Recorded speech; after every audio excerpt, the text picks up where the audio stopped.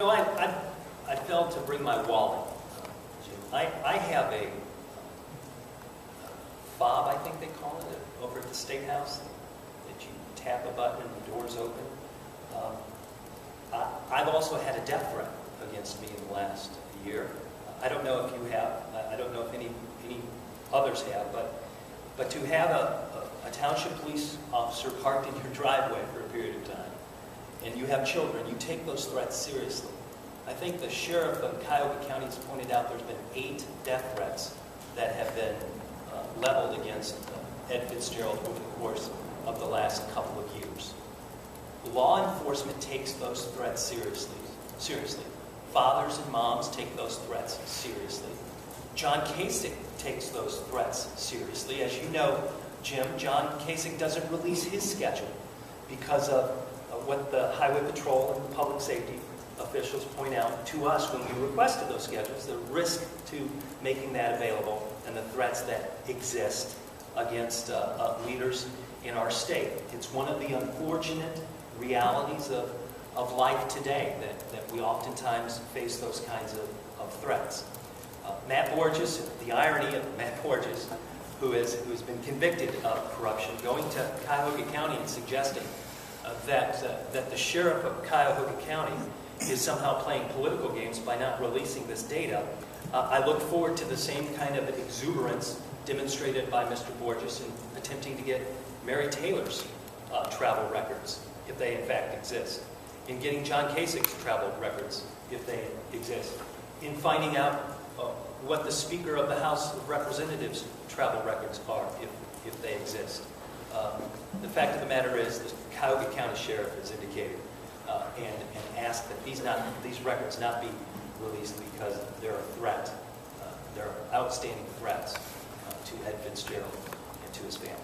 And I take that law enforcement official, arguably one of the top law enforcement officials in that county, on the face, and don't second guess it. I don't know what Matt Borges' background is in law enforcement. Perhaps he can reflect on that too. If there's serious security threats to Ed, why does he walk around with people with no security whatsoever? Said the guy who never had a death threat. I don't know.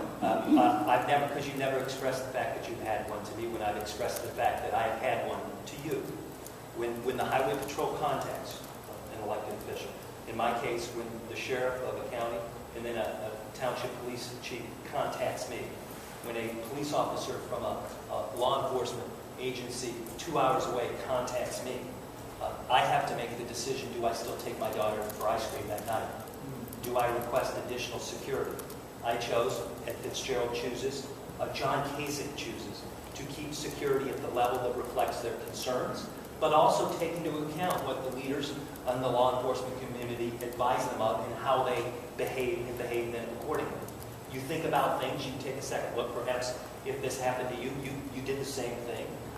But I'm shocked, frankly, that this has been politicized at the level. The attacks, the political attacks on the sheriff of Cuyahoga County, because these are implicit attacks on the judgment of the sheriff of Cuyahoga County. Because if you don't believe that there are death threats outstanding against Ed FitzGerald, then you don't believe the sheriff of Cuyahoga County.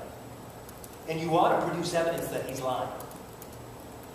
In this case, Joe, as you know, we filed a public records request. The irony of all of the major newspapers running big splashes about sunshine and public records this week. When we requested that schedule 3 years ago, and we were told that they would not release that schedule because they believed that there was going to be a risk to the government.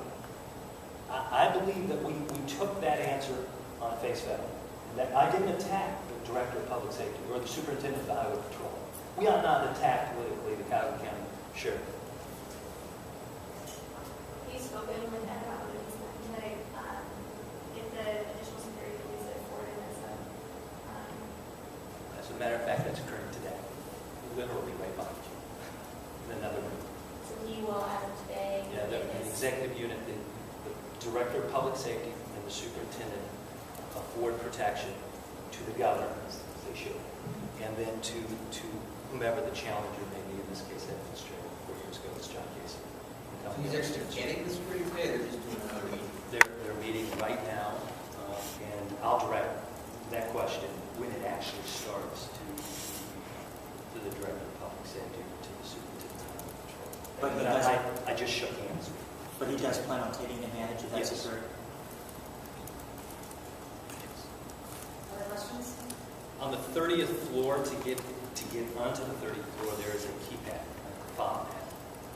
I'm interested if Mary Taylor's going to respond to our request to release her travel records in and out of the RICE, in and out of the Department of Insurance. Let us all be consistent with our question. That's all I'm offering.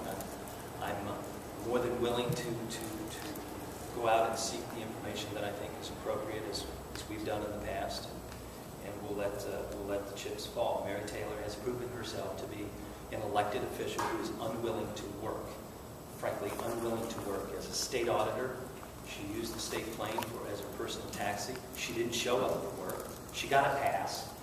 We're not about to let that pass again.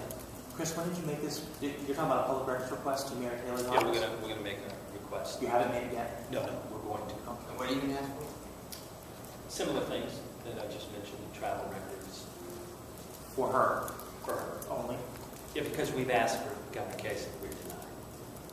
Can't ask. But I you're could not ask looking at again. any other of her staff? What's that? You're not looking at any Well, I other don't know staff? who her staff are anymore because, as you know, her chief of staff was fired once Mary discovered she wasn't working. And then Mary's assistant to the chief of staff was also either dismissed or left under a cloud of, well, she left. So we don't know necessarily why the assistant left, and I don't know if this new chief of staff is going to be permanent and whether or not we're going to ask for his particular work records